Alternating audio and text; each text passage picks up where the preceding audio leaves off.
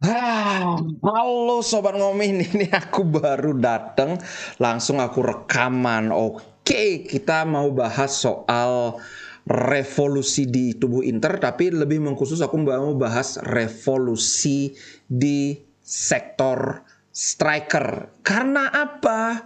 Karena terus terang saja bro, ada dua titik lemah Inter musim ini, yaitu satu lini belakang, tapi aku nggak akan bahas sekarang. Yang kedua ya kita sama-sama tahu lini serang.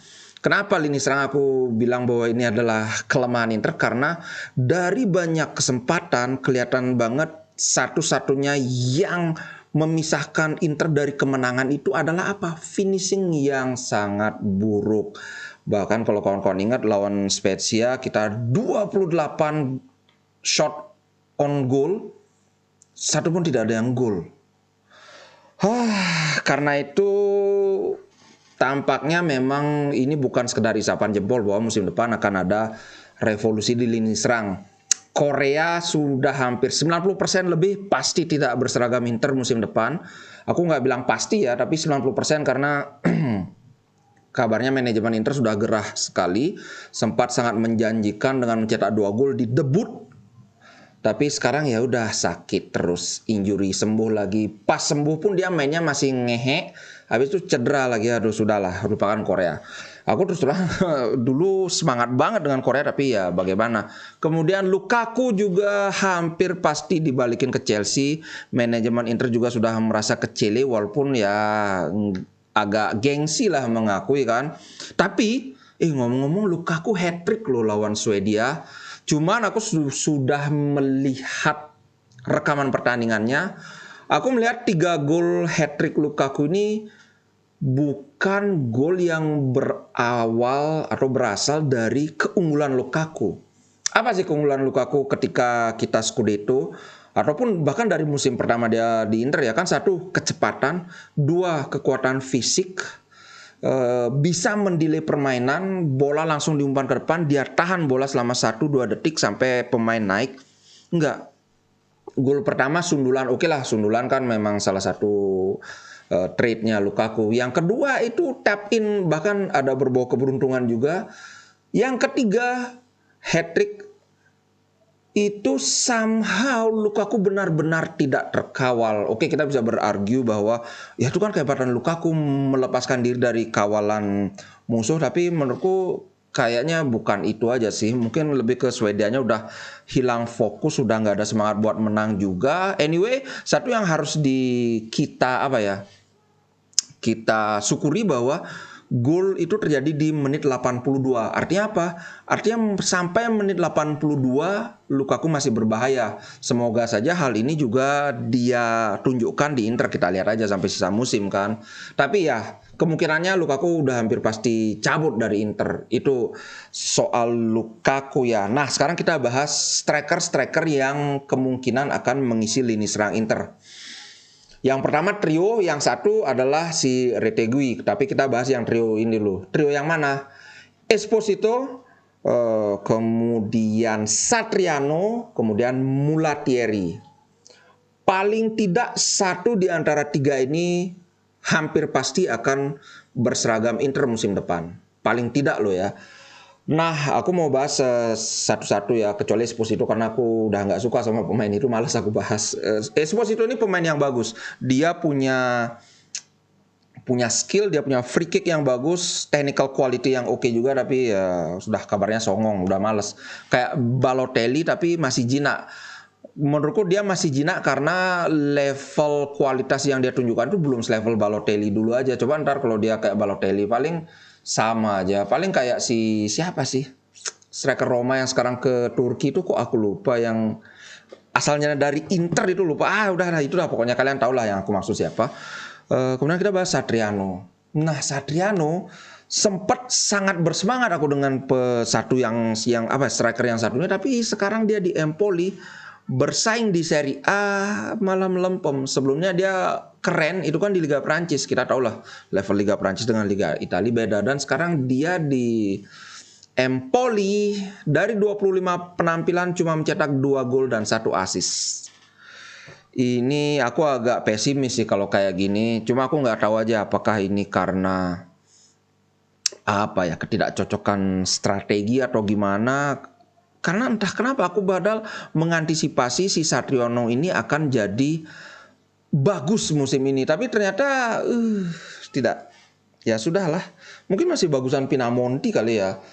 Kemudian apa ya, Satriano kalaupun dia balik ke Inter, aku pesimis dia bisa menjadi bagian dari starting line up. Kalau menurut kalian gimana?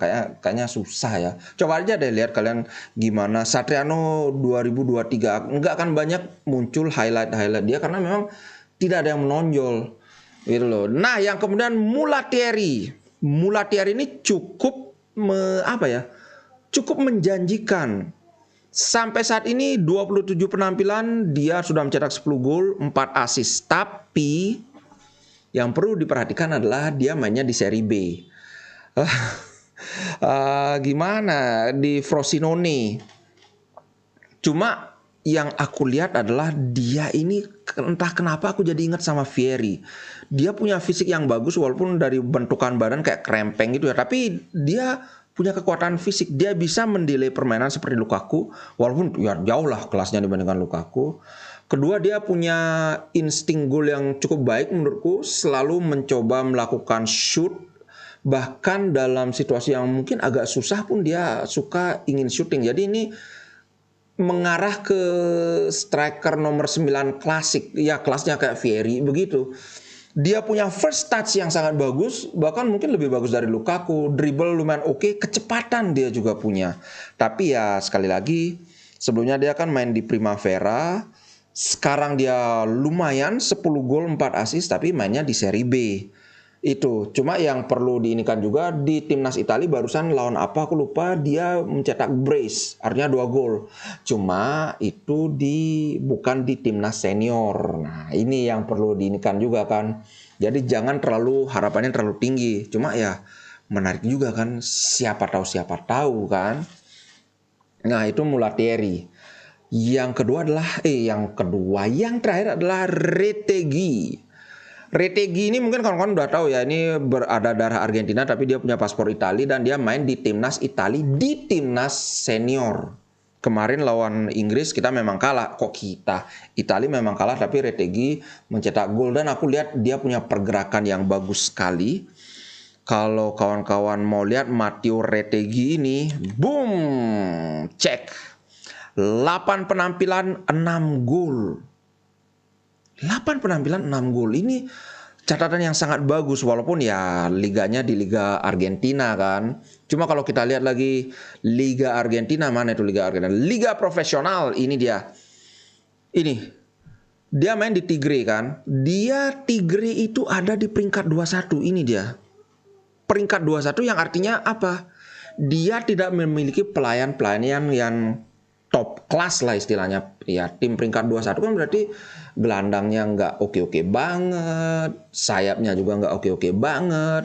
Tapi ketika kawan-kawan lihat, boom, ada di puncak top scorer sementara 6 gol.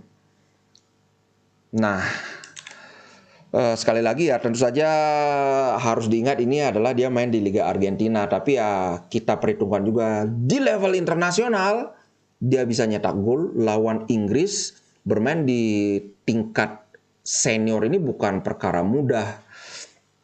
Cuma berikutnya adalah ada situasi yang agak rumit tentang Retegui ini. Retegui ini aslinya punya Boca Junior, tapi dia sedang dipinjamkan ke Tigre. Tapi Tigre itu dia punya opsi membeli si Retegui hanya seharga 2,5 juta. Gila, murah banget Pak. Kalau 2,5 juta sih Inter langsung merem. Nah, cuma ya logikanya begini, dengan penampilan dia seperti ini nggak mungkin Tigre tidak akan memanfaatkan opsi membeli yang 2,5 juta yang namanya ya walaupun ya rugi Boca Junior kan ya mereka sendiri kan goblok kenapa ngasih klausul cuma 2,5 juta. Tapi begitu dia resmi jadi milik Tigre, harganya pasti naik berkali lipat, bahkan mungkin bisa menyentuh angka 20 juta. Memang sebelumnya memang harga dia di kisaran 20 juta euro. Kalau kawan-kawan lihat sekilas ya masuk 20 juta itu. Yang artinya susah buat Inter bersaing karena kabarnya klub-klub Liga Inggris juga sangat berminat dengan si Retegui ini. Cuma kalau di sisi Retegui, dia itu kan sekarang baru 23 tahun kalau nggak salah. Kalau dia ingin jaminan menit bermain, Inter jawabannya. Karena apa? Inter sedang krisis. Kalau dia di Inter, paling tidak satu musim itu kan berapa? 38, bener ya? 38 pertandingan kan. Paling tidak lebih dari setengah pertandingan itu dia pasti dapat jam bermain. Walaupun misalnya Inter juga ngambil Marcus Thuram kan. Kalau Marcus Thuram datang berarti Inter akan punya Lautaro Martinez, Marcus Thuram dan Retegui. Anggaplah tiga striker, tiga top 3 strikernya Inter ya.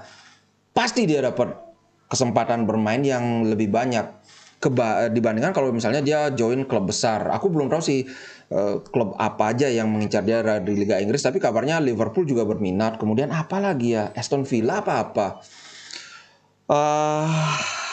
Kalau kawan-kawan gimana? Kalau aku melihat Retegui ini dia punya positioning atau off the ball movement yang bagus, dia punya speed yang oke, standar, maksudnya nggak kenceng banget tapi jelas masuk lah untuk striker top gitu. Cuma ya susah kan karena dia sekarang mainnya baru di Liga Argentina. Walaupun di highlight kelihatan hebat banget tapi ya susah karena kehebatan seorang sepak bola itu kadang-kadang ketika musuhnya goblok, dia bakalan kelihatan hebat banget. Itu sih yang harus dicatat. Itu bro, gimana? Aku lumayan bersemangat dari 4 pemain ini kan, Satriano, Esposito, kemudian Mulatieri sama Retegui. Kayaknya sih 2 minimal, atau minimal banget 1 dari 4-nya ini pasti masuk Inter di tim senior loh ya. Kalau 1 dari 3 yang tadi itu Mulatieri, Esposito atau Satriano itu hampir pasti. Nah Retegui ini aku cukup cukup hype juga karena ini kesempatan. Klub miskin itu memang harus berani spekulasi dengan pemain yang baru naik daun, belum benar-benar terbukti dan teruji. Ya udah ambil gitu. Siapa tahu kalau misalnya rugi ya mau gimana lagi. Tapi kalau misalnya cuan, wow, apalagi kita lihat Retegui ini bisa tembus timnas senior. Itu aja sih. Ya masa Mancini goblok banget nggak tahu gimana kualitas pemain kan itu ibaratnya kasarnya banget kan. Kalau menurut kalian gimana, semangat nggak dengan Retegui ini? Tapi ya saingannya berat. Kalau udah Liga Inggris, semiskin-miskinnya klub Liga Inggris kayaknya lebih banyak duitnya daripada Inter Milan. Itu dulu deh untuk konten kali ini. Sampai jumpa di konten berikutnya besok. Oke, ciao guys.